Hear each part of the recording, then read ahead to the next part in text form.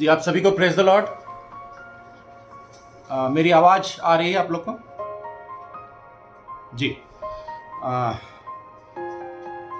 जैसे कि आज के समय फिर एक बार परमेश्वर का धन्यवाद देते हैं, जैसा कि सिस्टर ने प्रार्थना की कि सचमुच एक सुंदर समय हमें फिर मिला कि हम परमेश्वर की उपस्थिति में उसके वचनों के लिए के ऊपर कुछ थोड़ा देर मनन करने पाते हैं हर बुधवार को। आज के इस दिन मुझे परमेश्वर ने यह अनुग्रह दिया कि ये समय मैं उसके वचन को लेके इस छोटे झुंड के सामने बोलने पाऊँ। और ये चीज़ जो मैं सोच रहा था कि क्या बोलूं, और कुछ बहुत 2-3 टॉपिक्स मन में आ रहे थे, परंतु कल जब मैं पास्टर डेविड लाल का सरमन सुन रहा था जो कि फेसबुक में आ रहा था, तो मेरे मन में एक ही बात आया कि नहीं, जो आज का वचन जो देना है वो जिस प्रकार से उनकी आंखों से आंसू बीच बीच में निकल रहे थे, तो मुझे लगा कि हम कब लास्ट इतना दुखी हुए, कब हमने शोक किया। ये 40 दिन का बहुत सारे लोग उपवास भी रखते हैं। कई रीजन है। कुछ लोग, अगर आप पूछें कि क्यों उपवास रखते हैं, क्योंकि उपवास रखना, मैं जिस बात पे आज बोलना चाहता हूँ, शोक करने के ऊपर, जो कि हमारे जो बीटीट्यूड्स या जो धन्य वचन है उसमें से दूसरा धन्य वचन जो लिखा गया है मत्ती की सुसमाचार में, उसके 5 अध्याय और 4 वचन में इस प्रकार लिखा है कि धन्य है वे जो शोक करते हैं, क्योंकि वे शांति पाएंगे। शोक करना माने आज के समय में शोक करने के बारे में सरमन शायद बहुत कम मिलते हैं, बहुत कम हम बात करते हैं शोक करने के बारे में। जबकि क्योंकि हम हमेशा गाना गाते हैं कि आज का दिन यहोवा ने बनाया है, हम इसमें आनंदित हों, और ये जरूरी है कि हम आनंदित हों, सच बात है, आनंदित हों। लेकिन वहीं पे सुलेमान अपने एक्लेसियास्टस में लिखता है कि हर चीज का एक समय होता है, हंसने का समय और रोने का भी समय। तो ये एक समय हंसने का है, एक समय रोने का। ये समय बहुत सारे लोग जो हैं, और अगर शोक करने के बारे में अगर बाइबल में हम पुराने नियम में देखें तो बहुत सारी चीजें उसके बारे में बताई जाती हैं। उसमें लोग सैक क्लोथ या ऐसा कपड़ा पहनते थे और टाट का कपड़ा पहनते थे, और अपने जो क्या बोलते हैं राख को अपने माथे पे लगाते थे, और कई लोग ऐसा है कि अपने शरीर को काटते थे और खाली पैर चलते थे। इस प्रकार की, माने आज भी जो चीजें हम अपने आसपास देखते हैं जो अन्य जातियां अभी भी करती हैं, वो सारी चीजें हमको पुराने नियम में भी मिलती हैं। जहां पे जब शोक करते हैं या उपवास करते हैं तो वो लोग जिस प्रकार से आज होता है, पहले उन पुराने नियम में भी लिखा था कि तू माने तेल मत लगाना और तू टाट का कपड़ा पहनना, और इस प्रकार से कि समझ में आए कि यस, ये बंदा जो है शोक कर रहा है, ये किसी प्रकार की दुख में है, परेशानी में है, और ये किसी चीज के लिए शोक कर रहा है। लेकिन धीरे धीरे जब नया नियम आया, नया नियम में नई कॉवेनेंट आई, तब सारी चीजें जो हैं बदल गई। तब परमेश्वर जो है, मन को देखने वाला परमेश्वर जो है, हर चीज ऐसी चीज करता है, जैसे कि प्रार्थना यीशु मसीह ने कहा कि नहीं, चौक चौबारों पे जो करना है वो नहीं, परंतु अपने घर की कोठरी को बंद कर और उसके अंदर मुझसे बातचीत कर। उसी प्रकार से ये जब शोक के बारे में भी आता है तो उस लिखा हुआ है कि उस प्रकार से शोक मत करो जैसे अन्य जाति करते हैं, क्योंकि उनको वो आशा नहीं जो आशा हमको परमेश्वर के द्वारा मिली गई। तो इस प्रकार से आज के समय में हमको जो है शोक जो करना है, ऐसा शोक करना है कि हमारे मन का शोक जो है, और मन को जानने वाला परमेश्वर वो देखने पाए। ये जरूरी नहीं कि दूसरा कोई व्यक्ति देखने पाए या दूसरा समझने पाए कि ये शोक कर रहा है, या ये फास्टिंग कर रहा है, या ये किसी प्रकार का कुछ चीज का जो है त्याग कर रहा है। ये चीज जो भी करना है वो हमको अकेले अंधियारे में, या माने किसी को दिखाए बगैर सिर्फ परमेश्वर और आपके बीच में ऐसा चीज हो, ऐसा जो है शोक परमेश्वर चाहता है। शोक अगर हम आगे चलें तो शोक किस लिए होता है? अपने प्रिय लोगों, सांसारिक शोक जो है, अपने प्रिय लोगों को खोते हैं जब, तब हमको शोक होता है, या हम किसी से बिछड़ते हैं तो शोक होता है, कोई हमारी अच्छी चीज खो जाती है तो शोक होता है। तो यहाँ पे वो किस शोक करने वाले के लिए परमेश्वर बोल रहा है? शोक करना या दुखी होना, ये तो आज सबसे कॉमन चीज है, कोई भी दुखी हो सकता है। अगर हम देखें आज के समय में डेली पेट्रोल का दाम बढ़ रहा है, उस पर भी हम दुखी हो सकते हैं। दुखी होने के कोई भी छोटा मोटा कोई भी कारण हो सकता है। कई लोग ऐसे ही होते हैं कि जो दुखी ही रहते हैं, उनको हर चीज में दुखी है। जो भी मुझे मिला तो ठीक है, वो तो अच्छा है, लेकिन मेरे पड़ोसी को उससे ज्यादा मिल गया, उसका दुख मुझे हो रहा है, मैं उसके लिए शोक कर रहा हूं। मेरा घर तो बन गया, लेकिन मेरे जानने वाले को मेरे से बड़ा घर बन गया।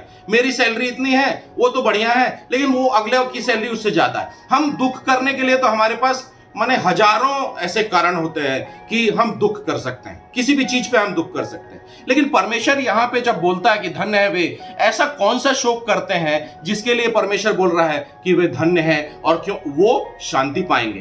तो ऐसा शोक जो है, सबसे पहला अगर ये शोक हम बोलें कि हम अपने आप पर शोक करें, हम खुद पर शोक करें। क्योंकि इसका अगर एक उदाहरण हम देखें कि जब प्रभु यीशु मसीह क्रूस को लेके और वो यरूशलेम के गलियों में जब गुजर रहा था, और वहां पे देखते हैं कि यरूशलेम की स्त्रियां छाती पीट पीट कर उसके लिए रो रही थी, उसके लिए विलाप कर रही थी, तो प्रभु यीशु मसीह ने उनसे कहा कि तू हम मुझ पर नहीं परंतु अपने लिए और अपने बालकों के लिए विलाप कर।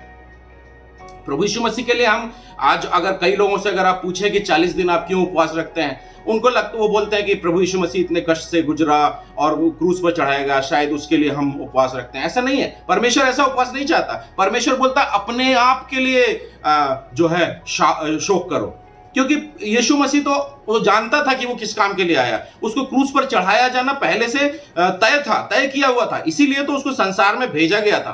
तो उसके लिए हमको रोने की जरूरत नहीं है, उसके लिए हमको फास्टिंग की जरूरत नहीं है, हमको दिखाने के लिए व्हाइट कपड़ा, और जैसे फिल्मों में अगर या बॉम्बे में जब किसी एक्टर की मौत हो जाती तो आप देखेंगे कि जो एक्टर्स हैं व्हाइट कपड़ा पहन के, ब्लैक गॉगल लगा के, और माने एक दिखावे का एक शोक है। वैसा शोक जो है परमेश्वर नहीं चाहता। परमेश्वर चाहता है कि हम शोक करें अपने आप पर। अपने आप पर क्यों करें? अपने आप पर क्यों करें कि आप अगर अच्छे से अच्छे परमेश्वर के दासों के बारे में से बात करेंगे तो एक ऐसा चीज, जैसे कल पास्टर डेविड लाल बोल रहे थे कि हमसे तो कुछ नहीं हो सकता, माने वो अपनी कमी पर, अपनी घटी पर जितना जितना जितना जितना आप वचन में आगे बढ़ते जाएंगे, जितना जितना परमेश्वर के साथ संगति में आगे बढ़ते जाएंगे, आपको लगता जाएगा और ज्यादा लगेगा कि आप कुछ नहीं है, यू आर नथिंग। क्योंकि आपके द्वारा कुछ नहीं हो सकता, आप अपने कारण से, अपने आप से कुछ भी नहीं कर सकते। परमेश्वर के हाँ, लेकिन हम ये भी वचन में लिखा है कि यीशु के कारण, यीशु मसीह के कारण मैं सब कुछ कर सकता हूं, यीशु के द्वारा मैं सब कुछ कर सकता हूं। तो हमको शोक करना है अपने आप के लिए। क्यों शोक करना है? कुछ वचन हम पढ़ेंगे, रोमियो की पत्री उसका 3 अध्याय उसका 10 वचन में क्या लिखा है देखिए। रोमियो की पत्री उसका 3 अध्याय उसका 10 वचन, उसमें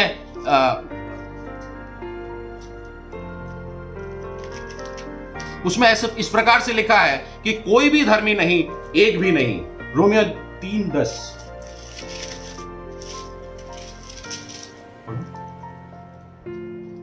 कोई भी धर्मी नहीं, एक भी नहीं। हाँ, कोई धर्मी नहीं, एक भी नहीं। हाँ, तो हम अपने अधर्म के लिए शोक करें। लिखा हुआ कि कोई भी धर्मी नहीं, एक भी नहीं।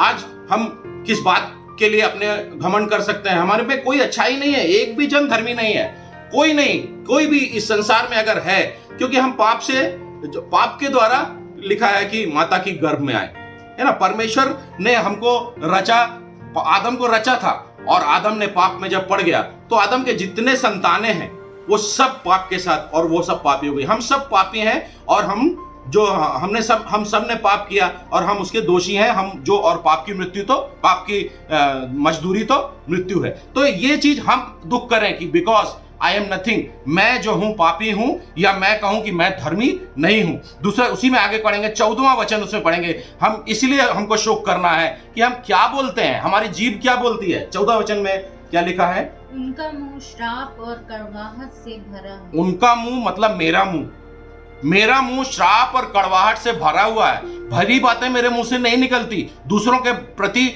मैं बहुत घृणा करता हूं, शायद दूसरों के प्रति मैं अच्छी बातें नहीं सोच पाता हूं, अच्छी बातें मेरे मुंह से नहीं निकलती हैं।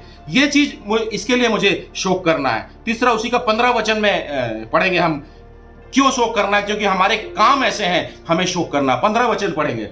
उनके पांव लहू बहाने को फुर्तीले। जी, उनके पांव लहू बहाने को फुर्तीले हैं। हम मतलब लहू बहाने को फुर्तीले हैं, मतलब बुरे कामों के लिए हमारे पांव हमेशा तैयार हैं आगे जाने के लिए। तो हमको शोक करना है अपने आप के लिए, प्रभु यीशु मसीह के लिए शोक करने की आवश्यकता नहीं है। ये शोक ये जरूर जो है पैशन वीक है या दुख भोग का सप्ताह है, लेकिन हमें यीशु मसीह के लिए दुख नहीं करना है उसके लिए, क्योंकि यीशु मसीह तो जानता था, वो तो आया ही इसलिए था कि वो हम सबों के पाप लेके एक निष्कलंक मेमने के जैसे उस क्रूस पर चढ़ के हमारा उद्धार करने पाए। और ये पहले आज की बात नहीं है, ये उस दिन हो गया था। ये परमेश्वर ने उस दिन निर्णय ले लिया था जिस दिन आदम जो है उस ईदन की वाटिका से बाहर निकाला गया था। तो उस समय से ये चीज क्लियर थी कि परमेश्वर का अपना पुत्र इस संसार में आएगा और वो हमारे लिए और आपके लिए पाप और पापों के लिए दुख उठाएगा।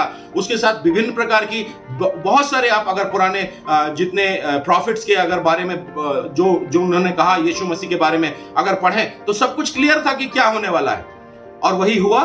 और इसलिए हमको यीशु मसीह के लिए कोई दुख करने की जरूरत नहीं है, यीशु मसीह के लिए कोई शोक करने की जरूरत नहीं है, उसके लिए कोई फास्टिंग करने की जरूरत नहीं है। हमको अपने लिए करने की जरूरत है, क्योंकि हम पापी हैं। अगर हम बोले कि हम पापी हैं तो हमको लगता है बहुत बुरा लग जाता है।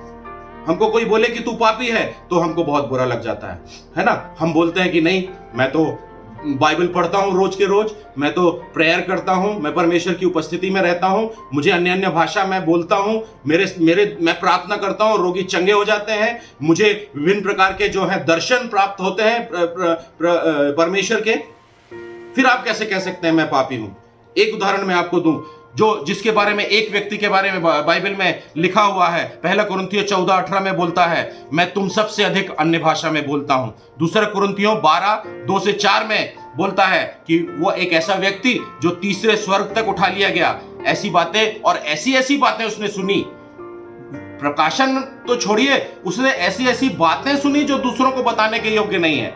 और तीसरी चीज बोलता है कि और उस व्यक्ति के बारे में, मैं पौलुस के बारे में बात कर रहा हूं, जो वचन में लिखा है कि जो सबसे ज्यादा अन्य अन्य भाषा बोलता था। और अगर इस ऐसी बातें जो मिरेकल्स के बारे में बात करें तो प्रेरितों का काम 19 अध्याय उसके 11 और 12 में इस प्रकार के से लिखा है कि वो उसके द्वारा बहुत सारे सामर्थ के काम होते थे। रुमाल और अंगोछे उसकी देह में स्पर्श करके बीमारों पर डाल देते थे और बीमार चंगे हो जाते थे और दुष्टात्मा उससे निकल जाती थी।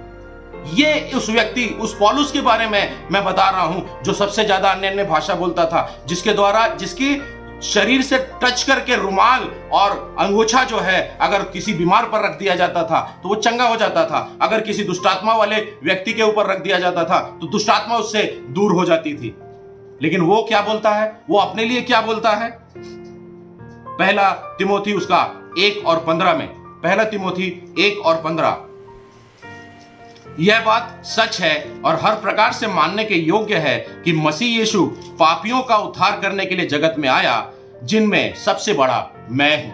ये पौलुस जो है तिमोथी को चिट्ठी लिख रहा है और वही पौलुस बोल रहा है कि पापियों के लिए यीशु मसीह आया और उनमें से सबसे बड़ा मैं हूं। इंग्लिश में अगर पढ़ें तो उसमें लिखा है, Jesus came into the world to save sinners of whom I am chief. माने I am the chief sinners. ये कौन बोल रहा है? ये पौलुस बोल रहा है। अपने आप को जांचें। अगर आपको मन में लगता है कि आप पापी नहीं हैं तो पहला यूहन्ना भी बोलता है कि अगर कोई कहता है कि उसमें पाप नहीं तो वो जो है झूठ बोलता है, मिथ्या बोलता है। आज हमारे जांचने का समय है। हम सब पापी हैं, क्योंकि पापी इसलिए हैं क्योंकि अभी हम इस देह के बंधन में हैं, है ना। परमेश्वर का जो काम हमारे ऊपर होना था वो काम अभी कंप्लीट नहीं हुआ है, कंप्लीट अभी तक नहीं हुआ है।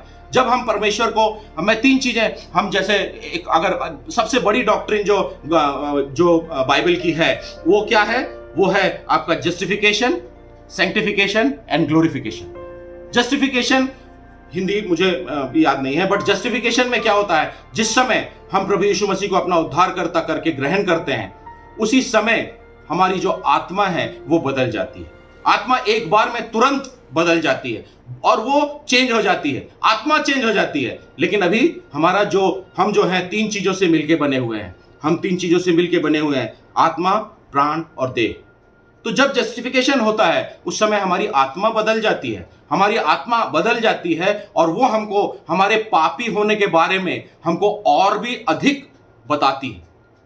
जब हम परमेश्वर प्रभु यीशु मसीह को अपना उद्धारकर्ता करके ग्रहण करते हैं उस समय आत्मा बदल जाती है और वो हमको हमारे पाप के प्रति और भी क्लियर माने और भी सतर्क करती है कि तुम अभी ये कर रहे हो, ये पाप है, ये गलत है। ये चीज होता रहता है। अगर मैं पौलुस की बात करूं, जब तक उसने प्रभु यीशु मसीह को अपने उद्धारकर्ता करके ग्रहण नहीं किया था तब तक उसको ऐसा नहीं लगता था कि वो पापी है।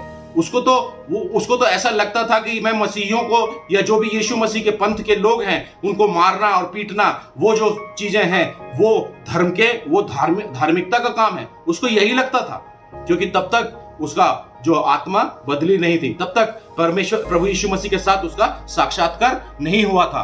वो जस्टिफिकेशन तब तक नहीं हुआ था। जब उसका जस्टिफिकेशन हो गया तब उसको समझ में आ गया कि मैं चीफ सिनर हूं, आई एम द चीफ सिनर। वो बोल रहा है अपनी कलीसिया में, अपने चेले को स्पष्ट लिख रहा है। वो कभी ये नहीं सोच रहा कि नहीं मैंने पाप नहीं किया। कहीं पे भी प्रभु पौलुस के बारे में इस प्रकार से नहीं लिखा है। वो हमेशा यही बोलता है, आई एम द चीफ सिनर। तो पहली बात जो होती है जस्टिफिकेशन हो गई। दूसरी बात जो होता है उसके बाद चालू हो जाता है वो सैंक्टिफिकेशन या पवित्रीकरण। अब ये जो आत्मा हमारे बदल गई है, अब जब पवित्र आत्मा हमारे हृदय में आ गई है तब वो पवित्र आत्मा हमारे को पवित्र करने के लिए कोशिश करती रहती है। वो अब कहाँ काम हो रहा है? पहले आत्मा में काम हुआ है, अब प्राण में काम हो रहा है। अब हमारी थिंकिंग बदल रही है, अब हमारी सोच बदल रही है। और जो कंटिन्यूअस प्रोसेस है, ये प्रोसेस अब तक चलता रहता है, जो कि बाइबल में लिखा हुआ है। हम अंश अंश करके बदलते जाते हैं, लेकिन अभी भी हमारी देह का जो उद्धार होना है, देह का जो परिवर्तन होना है, वो अभी भी बचा है, जिसको कि ग्लोरिफिकेशन बोलते हैं। वो कब होगा? जब हम प्रभु यीशु मसीह द्वितीय बार में, दूसरी बार में आएगा और हम उसके साथ उठा लिए जाएंगे और उसके साथ अनंत जीवन में उसके साथ निवास करेंगे, तब वो ग्लोरिफिकेशन होगा। उस समय हमारी देह बदल जाएगी, हमारी ये देह ऐसी नहीं रहेगी। तब हमारा शरीर चेंज हो जाएगा और उसके बाद पाप की प्रभुता हम पर नहीं रहेगी। उस समय हम बोल सकते हैं कि हाँ मैं पापी नहीं हूं। लेकिन वो समय अभी नहीं आया। हम उसी समय की बाट जोते हैं, उसी समय की बाट हम जो रहे हैं, उसी समय की तैयारी हम कर रहे हैं। हमारा जो मसीही जीवन है उसका अंतिम टारगेट वही है। हम अभी जिस भी चाल में चल रहे हैं हमको उसी स्पीड में या रादर उससे बढ़ के, क्योंकि दिनों दिन वो दिन नजदीक आता जा रहा है जब हमको प्रभु यीशु मसीह लेने आएगा और हम बदल जाएंगे और उसके बाद फिर पाप की प्रभुता हम पर नहीं होगी। आज हम जिस स्थिति में हैं, आज हम सैंक्टिफिकेशन की स्थिति में हैं, पवित्रीकरण चल रहा है, हम वचन में और नजदीक जाते हैं और हम अपने पापों के बारे में जानते हैं और हम उसके बारे में क्षमा के लिए प्रार्थना करते हैं और हम पश्चाताप करते हैं और हम अपने कोशिश करते हैं। लेकिन जैसा पौलुस कहता है कि मैं जो करना चाहता हूं वो नहीं कर पाता, क्योंकि देह और आत्मा का जो युद्ध है, देह प्राण और आत्मा का जो युद्ध है, उसमें देह हमेशा कोशिश करती है। ये यहां तक कि वो बोलता है कि मैं अपनी देह को मारता कूटता और अपने वश में लाता हूं, क्योंकि देह अभी भी जो है पूरी तरह चेंज नहीं हुई है। देह उसी आदम की देह है, उसी प्रकार से जैसा कि भजन का लिखने वाला बोलता है कि पाप से मैं अपनी मां के गर्भ में आया। तो हम आज भी पापी हैं। हमको शोक इसलिए करना है कि हम पापी हैं। हमको शोक इसलिए करना है कि हम अभी पवित्र नहीं हुए हैं। हमको शोक इसलिए करना है कि अभी भी हमारा जो शरीर है हमारी प्राण और आत्मा पर जो है कंट्रोल में किए हुए है, इसलिए हमको शोक करना है ना। दूसरा चीज, अगर हम शोक करें तो किस चीज के लिए करें? दूसरा चीज शोक करें कि उन आत्माओं के लिए शोक करें जो अभी भी अंधकार में हैं। उन लोगों के लिए शोक करें। आज भी आपके परिवार में, आपके आसपास में बहुत सारे लोग ऐसे हैं जिन्होंने उस सुसमाचार को ग्रहण नहीं किया, जिनको अभी तक वो सुसमाचार उनके हाथ तक पहुंचा नहीं है और वो बहुत स्पीड के साथ, बहुत ही वेग के साथ अपने आप को तबाह करने के लिए दौड़ जा रहे हैं। चौड़ा है वो रास्ता, उस चौड़े रास्ते में वो सब आगे बढ़ते जा रहे हैं। शोक करना है हमको उनके लिए। शोक करना है हमको उनके लिए जो आज हमारे चारों ओर हमारे अगेंस्ट में, या यूं कहें जहां पे भी परमेश्वर के वचन का प्रचार हो रहा है उसके विरोध में लोग खड़े हुए हैं। पास्टर्स को और जो इवेंजलिस्ट हैं उनको मारपीट कर रहे हैं, चर्चों को तोड़ फोड़ कर रहे हैं। हमको शोक करना है उनके लिए, उन आत्माओं के लिए जो ये नहीं समझ रहे हैं, जिन्होंने सत्य को नहीं जाना और इसलिए वो आज भी उस बंधन में बंधे हुए हैं। हम जो आज तक अभी तक हम जो हमारे लिए जो हमारी बुराई सोच रहे हैं, जो हमारे चर्चेस को तोड़ रहे हैं, जो हमको जो है परेशान कर रहे हैं, उनके लिए हम जो है शोक करें, उनके लिए हम प्रार्थना करें, हम उनको श्राप न दें। कई लोग के मुंह से आप सुनेंगे कि वो तो नर्क में जाएगा, या वो लेडी के बारे में, शर्मा के बारे में जब भी बात होती है तो उसके बारे में वो तो नर्क में जाएगी। नहीं, उन्हीं सबके लिए तो परमेश्वर ने कहा कि तुम प्रार्थना करो, तुम शोक करो उनके लिए, क्योंकि वो नहीं चाहता कि एक भी आत्मा जो है ना बचाई जाए।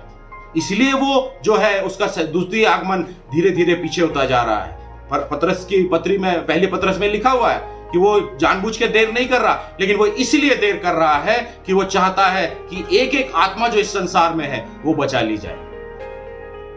तो हमको शोक करना है उनके लिए जो है। साम्स 119 और 136 में जो है भजन का लिखने वाला कहता है, मेरी आंखों से जलधारा बहती है क्योंकि लोग तेरी व्यवस्था को नहीं मानते। आज कई बार ऐसा होता है कि हम देखते हैं लोगों को कि वो तो पाप कर रहे हैं और पाप के ऊपर शोक नहीं कर रहे, परंतु उसके ऊपर हंस रहे हैं। हम अपने आप उनके लिए भी प्रार्थना करें जो सचमुच उस सच को, परमेश्वर के उस वचन को जो नहीं जानने पाए हैं। जैसा कि वचन में लिखा है कि जो सत्य को जानेगा और सत्य उन्हें स्वतंत्र करेगा, वो अभी बंधुआई में है। शैतान ऐसे लोगों के, लिखा है वचन में कि वो, उनकी आंखें हैं तो हैं पर वो देख नहीं सकते, उसके कान तो हैं पर वो सुन नहीं सकते। ऐसे लोगों के लिए हमें शोक करना है कि वो जो है, जो परमेश्वर की जो शांति है वो उन तक पहुंच जाए, परमेश्वर का जो वचन है उन तक पहुंच जाए, और वो जो चौड़े मार्ग में बहुत तेजी से अपने तबाही की ओर बढ़ रहे हैं वो सकरे मार्ग में आ जाएं और वो भी अनंत जीवन का स्वाद चखने पाएं।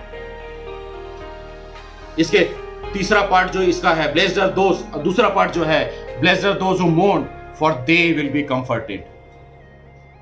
मॉर्निंग हम करेंगे, अगर हम शोक करेंगे अपने ऊपर, अपने पापों के ऊपर, अपने आसपास के लोगों के ऊपर, अपनी कलीसिया के लिए और सभी की भलाई के लिए, उस अनंत जीवन के लिए, उस धन्य आशा के लिए अगर हम शोक करेंगे तो तब लिखा है कि वे शांति पाएंगे, दे विल बी कंफर्टेड। यहाँ पे जो कंफर्टेड का जो वर्ड आया है, अगर उसको ग्रीक में देखें तो वो सेम वर्ड आया है जो पवित्र आत्मा के लिए पैराकेलाइयो जो है, पैराक्लिटोस जो पवित्र आत्मा के लिए बना है वर्ड, वही, उसी मूल शब्द वही है जो इस जगह पे कंफर्टेड में आया है।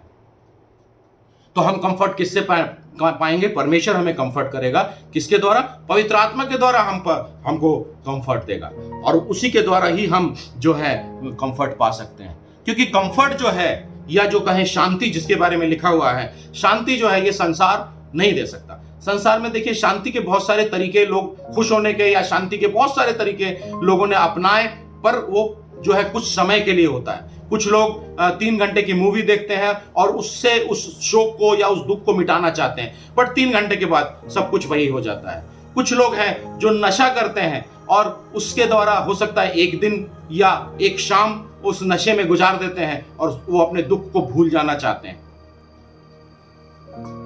कुछ लोग और इसी प्रकार से अन्य अन्य चीजें जो हैं कोशिश करते हैं। कुछ लोग, मैं देख रहा था, लाफ्टर क्लब है, लोग हंसते हैं, बिना किसी कारण के हंसते हैं, वो वहां पे शांति खोज रहे हैं।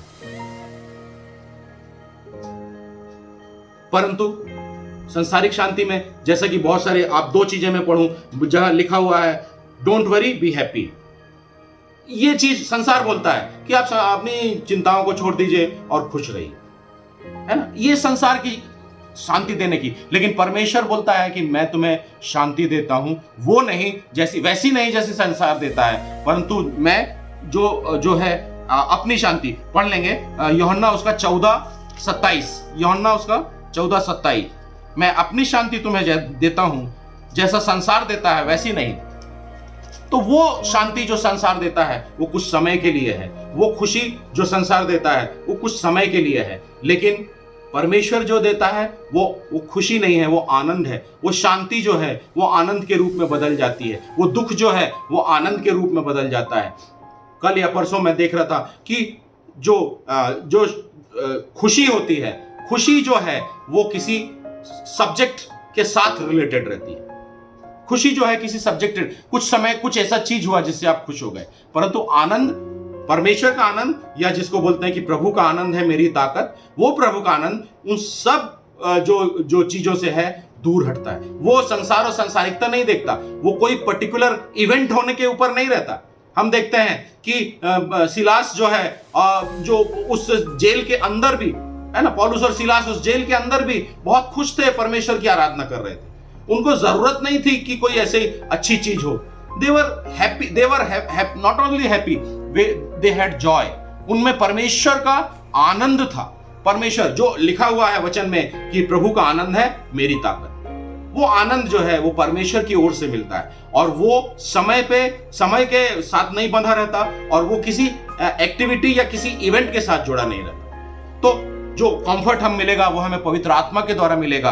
और जैसा कि मैंने पहले भी बताया, सैंक्टिफिकेशन या पवित्रीकरण, वही पवित्र आत्मा हमारे अंदर में जो है वो सैंक्टिफिकेशन का कार्य कर रही है और हमको उस दुख से दूर करती है, उस शोक से निकालती है। कैसे हम उस शोक से निकल के आनंद में आए।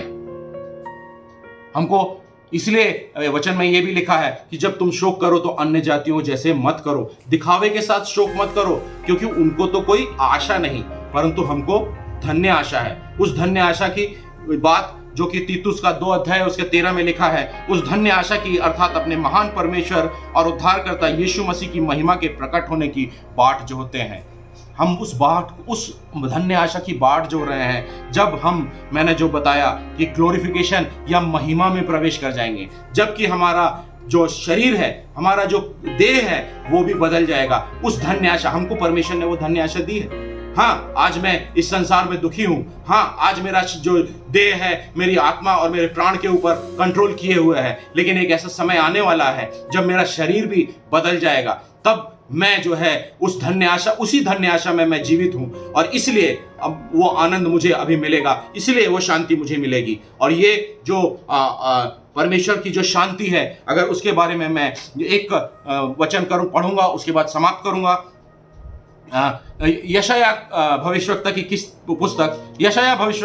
पुस्तक और 61 अध्याय उसका 1 से 3 पद में पढ़ूंगा, जहां पे प्रभु यीशु मसीह के बारे में भविष्यवाणी है। यशाया जो भविष्यवक्ता है उसको मेसियानिक प्रॉफिट बोलते हैं। मसीहा के बारे में जितना प्रोफेसी यशाया ने की और किसी ने नहीं की। उसने क्या लिखा, उसमें लिखता है, प्रभु यहोवा का आत्मा मुझ पर है, क्योंकि यहोवा ने सुसमाचार सुनाने के लिए मेरा अभिषेक किया, और मुझे इसलिए भेजा है कि खेदित मन वालों को शांति दूं, कि बंदियों के लिए स्वतंत्रता और कैदियों के लिए छुटकारे का प्रचार करूं, कि यहोवा के प्रसन्न होने का वर्ष का और हमारे परमेश्वर के पलटा लेने के दिन का प्रचार करूं, कि सब विलाप करने वालों को शांति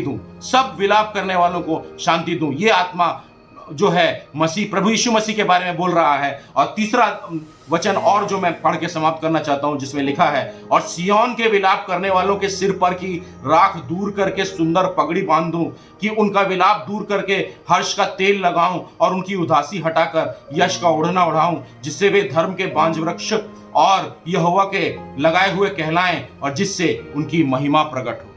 ये जो मैंने बताया पहले भी, ये जो पवित्रीकरण के बाद जो ग्लोरिफिकेशन का समय है, यीशु मसीह के द्वितीय आगमन का समय है, उस समय क्या होगा? उस समय लिखता है, विलाप करने वालों के सिर पर की राख दूर कर दूं।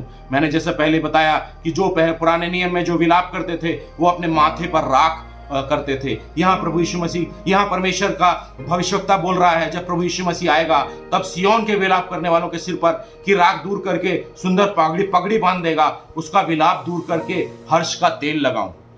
उस समय में जो लोग फास्टिंग करते थे या विलाप करते थे, वो सर पे तेल नहीं लगाते थे, पैर में चप्पल नहीं पहनते थे, और वो टाट का कपड़ा पहनते थे। इसीलिए वो बोल रहा है कि जो अभी अपने सर पे बाल में जो तेल नहीं लगा रहे हैं क्योंकि वो शोक कर रहे हैं, क्योंकि वो फास्टिंग में है, उनके लिए क्या करूं? उनकी उदासी उनका विलाप दूर करके हर्ष का तेल लगाऊं और उनकी उदासी हटाकर यश का ओढ़ना ओढ़ाऊं। ये जो टाट का कपड़ा जो पुराने नियम में पहना जाता था विलाप के लिए, अभी वो क्या करने वाला है? उस महिमामय दिन में वो उस टाट के कपड़े को उतारकर, उस उदासी को उतारकर यश का ओढ़ना ओढ़ाऊं, जिससे वे धर्म के वांजुवृक्ष और यहोवा के लगाए हुए कहलाएं और जिससे उसकी महिमा प्रकट हो, उस यीशु मसीह की महिमा प्रकट हो। उस द्वितीय आगमन के समय हमारा जो शरीर है वो भी बदल जाएगा। आत्मा बदल चुकी जिस दिन हमने प्रभु यीशु मसीह को अपना उद्धारकर्ता करके ग्रहण किया। प्राण अभी भी बदलने की प्रोसेस में है। पवित्र आत्मा अभी भी हमारे शरीर, हमारे प्राण के साथ काम कर रहा है और वो आत्मा के साथ मिलकर शरीर पर काबू करने की कोशिश कर रहा है। लेकिन अभी भी हमारा शरीर वही पापमय है, अभी भी वो शरीर बदला नहीं है। वो उस दिन की बाट जो रहे हैं, उस धन्य आशा की बाट हम जो रहे हैं, जबकि हम जो है बदल दिए जाएंगे, जबकि हमारा ग्लोरिफिकेशन हो जाएगा जब हम महिमा में प्रवेश कर जाएंगे।